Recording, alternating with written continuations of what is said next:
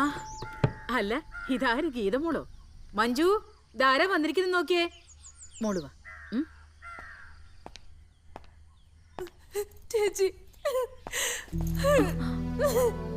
അയ്യേ ഇതെന്താ മോളെ ഇത്? കരയില്ലേ? ഞങ്ങളൊക്കെ ഇല്ലേ ഇവിടെ.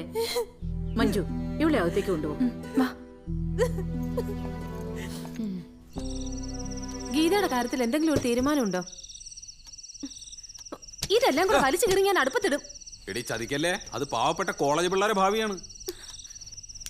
ആദ്യം വീട് നന്നാക്ക്, അത് കഴിഞ്ഞു മതി നാടും. കുട്ടിയേട്ടൻ എന്താ അവളോടൊന്ന് സംസാരിച്ചാല്? എടി ഞാൻ എന്ത് സംസാരിക്കാനാണ്? സ്ഥിരം പല്ലവി തന്നെ. സ്ത്രീധനം, നാത്തൂമ്പോര്, അമ്മായിമ്മ പോര്, ഒടുക്കം കുഞ്ഞിക്കാല് വരെ വന്നു നിൽക്കും. പാവം, അവളുടെ കാര്യം ആലോചിക്കുമ്പോഴാ. ഒരു കുഞ്ഞുണ്ടായിരുന്നെങ്കിൽ അതെങ്കിലും ആയേനെ. ജീവിക്കാൻ എന്തെങ്കിലും ഒരു കാരണം വേണ്ടേ?